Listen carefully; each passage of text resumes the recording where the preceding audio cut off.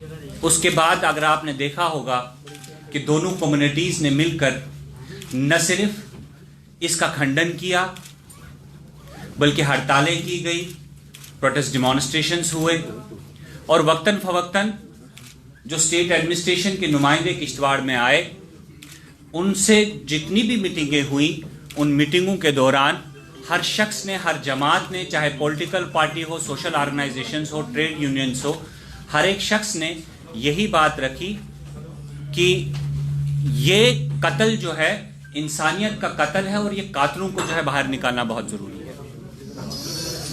नवंबर 12 को state police की request पे एनआईए की टीम किश्तवाड़ पुलिस की मदद के लिए पहुंची।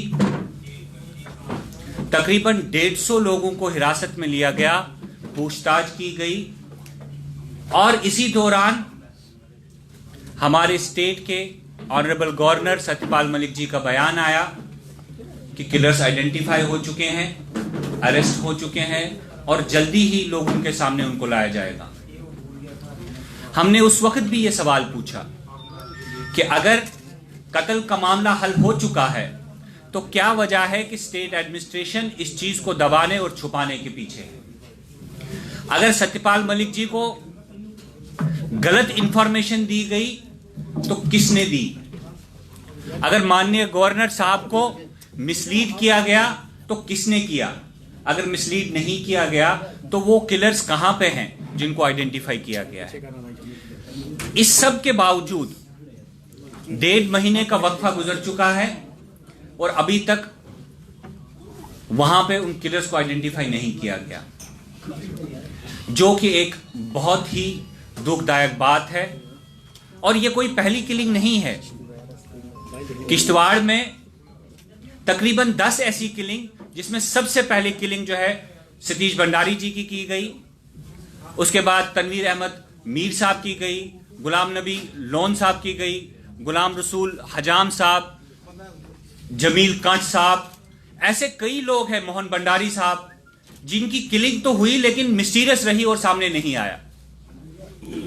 और अब देखिए हालात किस कदर खराब हो रहे हैं। एक ऐसा खित्ता चिनाब जिसे आज से तकरीबन 15 साल पहले मिलिटेंसी फ्री करार दिया गया है और आज इस कत्ल और कत्ल की इन्वेस्टिगेशन की आड़ में एक कम्युनिटी को टारगेट किया जा रहा है, एक कम्युनिटी को कॉर्नर किया जा रहा है और पूरा फोकस इस वक्त किया जा रहा है कि किसी तरीके से मिलिटेंसी इस एरिया में रिवाइव हो।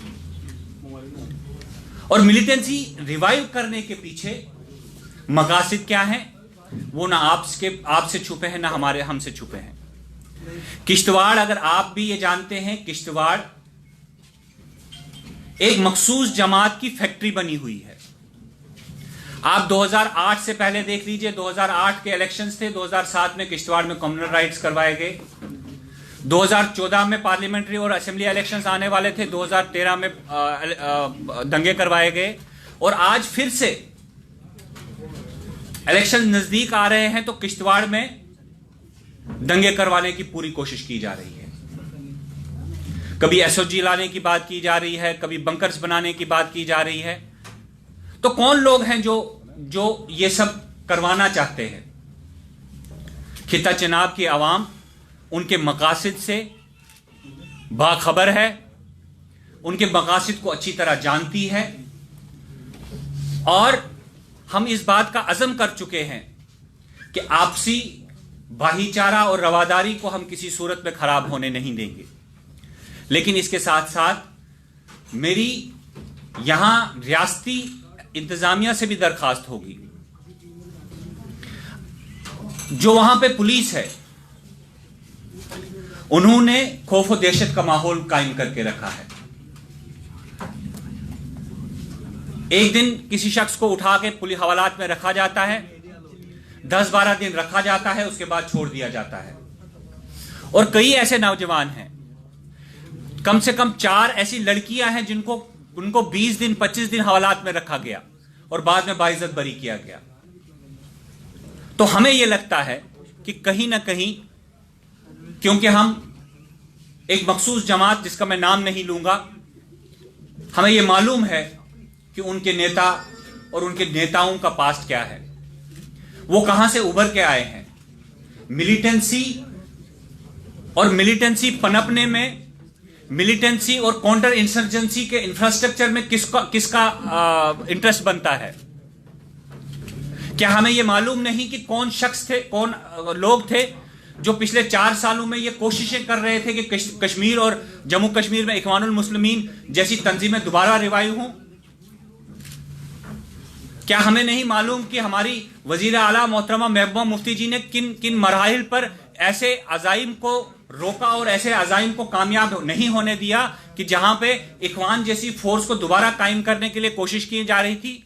क्या हमें नहीं मालूम कि दिल्ली में जाकर, होम मिनिस्ट्री में जाकर कौन रोना रो रहा था कि आप हमें इजाजत दीजिए, हमें मिलिटेंसी का नॉलेज है, हम एंटी मिलिटेंसी में काम कर चुके हैं, हमें इजाजत दीजिए, हम कश्मीर की मिलिटेंसी और चिनाब खित्ते की और राजौरी पुंछ की मिलिटेंसी खत्म करें।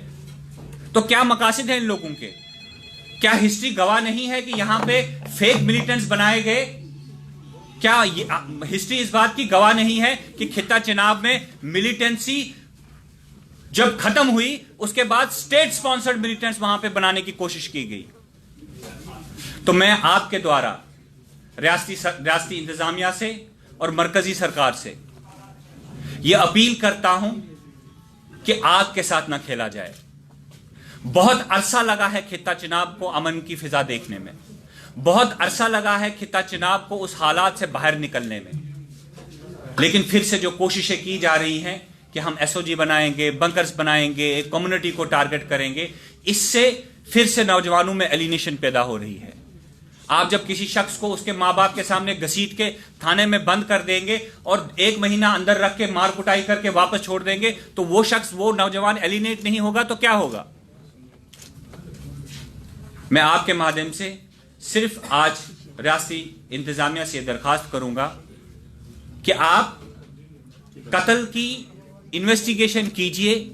न सिर्फ किश्तवाड़ बल्कि पूरे खित्ता चिनाब की आवाम आपके साथ है, लेकिन उसकी आड़ में जो खेल खेला जा रहा है, हम उसकी न सिर्फ निंदा करते हैं बल्कि रियासती इंतजामिया को वार्न भी करते हैं कि अगर ये चीजें बंद नहीं हुई तो आने वाले दिनों में लोगों को सड़कों पे उतरना पड़ेगा, लोग सड़कों पे उतरेंगे और हालात की जिम्मेदार जो है यहाँ की इंतजामिया होगी। बहुत बहुत शुक्रिया। सर, अगर बंकर बन जाते हैं या एसओजी का गठन हो रहा है तो क्या परेशानी क्या आ रही है, खास करके पीडीपी को, या फिर आपने जो स्पीच भी दी जिसके बाद आज जम्मू में आपको एक प्रदर्शन का भी सामना करना पड़ा? देखिए, परसेप्शन की बात है। बंकर आपके घर के बाहर बने तो आपको दुख होगा, क्योंकि आपकी माँ, बहन, बेटी, बहू जब आपके घर से बाहर निकलेगी तो उसके घर के सामने बंकर होगा। जब आपके घर के बाहर बंकर बनेगा मुझे कोई आपत्ति नहीं होगी, क्योंकि इससे मुझे कोई ऐतराज नहीं। किश्तवाड़ में बंकर्स जब पहले थे बहुत मुश्किलों से, क्योंकि मिलिटेंसी नहीं है, there is a 0% militancy in खित्ता Chenab. You have to understand this, you have to understand there as per the army intelligence, army police intelligence agencies, there is one surviving militant in entire Chenab Valley and that he is said to be 65-year-old. उसको counter करने के लिए आपको bunker लगाने की जरूरत है? आप सीसीटीवी लगाइए ना। मैं सीडीएफ में से पैसा देने के लिए तैयार हूं, कोई नहीं रोक रहा है। लेकिन जब आप बंकर बनाते हैं, आप जिस जगह बंकर बनाते हैं उस पूरे इलाके को प्रोन रखते हैं आप मिलिटेंसी ऑपरेशंस के लिए। कोई आके ग्रेनेड मार दे, कोई आके कुछ करे। हमने पहले भी देखा है, जहां जहां बंकर हुए, बंकर्स पे अटैक हुए, बंकर को कुछ नहीं हुआ, लोगों को नुकसान उठाना पड़ा। तो एक इंप्रेशन क्रिएट करने की कोशिश की जा रही है, खौफ और दहशत बनाने का माहौल क्रिएट किया जा रहा है। आज किश्तवाड़ में आज से 1.5 महीना पहले किश्तवाड़ के बाजार 9 बजे बंद होते थे, आज किश्तवाड़ के बाजार 5:30 बजे बंद होते हैं। तो ये जो माहौल है, ये वहां की आवाम को नहीं चाहिए। ये माहौल डॉक्टर साहब, जिस तरीके से आपने वहां पे किश्तवाड़ में एक भाषण में भाषा का इस्तेमाल किया, क्या आपको अच्छा लगता है कि उस तरीके मैं जो भाषा मैंने इस्तेमाल की, मैं उस भाषा पे कायम हूं। मैं अपने किसी भी वर्ड से, अपनी किसी भी बात से मुझे कोई रिग्रेट नहीं है। मैं आज भी इस बात को मानता हूं कि जम्मू का जो समाज है, ये एक ऐसा समंदर है जिसने हर एक को अपने सीने में बसाया है। इस समाज ने जब कश्मीरी पंडित कश्मीर से निकले तो यहां के लोगों ने उनको गले से लगाया। जब पीक मिलिटेंसी पीरियड में खिता चिनाब से या रजौरी पुंछ से लोगों को निकल के इस जगह पे आना पड़ा, यहां के लोगों ने उनको गले से लगाया। लेकिन आज क्या वजह है कि कुछ लोग, अभी आप बाहर देखिए, अगर प्रोटेस्ट हुआ तो आपको क्या लगता है, मेरे से ज्यादा जम्मू के हमदर्द हैं ये, या मेरे से ज्यादा हक इनका जम्मू पे है। लेकिन ये टीका लगाएं तो जम्मू के, अगर मैं टोपी लगाऊं तो क्या मैं जम्मू का नहीं हूं? मैंने पूरा बचपन जम्मू में काटा है, पूरी जवानी जम्मू में काटी है। मैं आज भी इस बात को मानता हूं, मेरे खून पसीने से जम्मू आज जम्मू जो जम्मू बना है, हम सबके खून पसीने से बना है। आज चंद लोग अपनी सियासी रोटियां पकाने के लिए बाही को बाही से जुदा कर देंगे, बाही को बाही से अलग कर देंगे। और मैंने जो भाषा इस्तेमाल की है, मैं फिर कहूंगा, मैंने उन लोगों के लिए की है जो यहां की मजहबी रवादारी, यहां के भाईचारा को खराब करने की कोशिश कर रहे हैं। And I stand by my word. मैं एक बार नहीं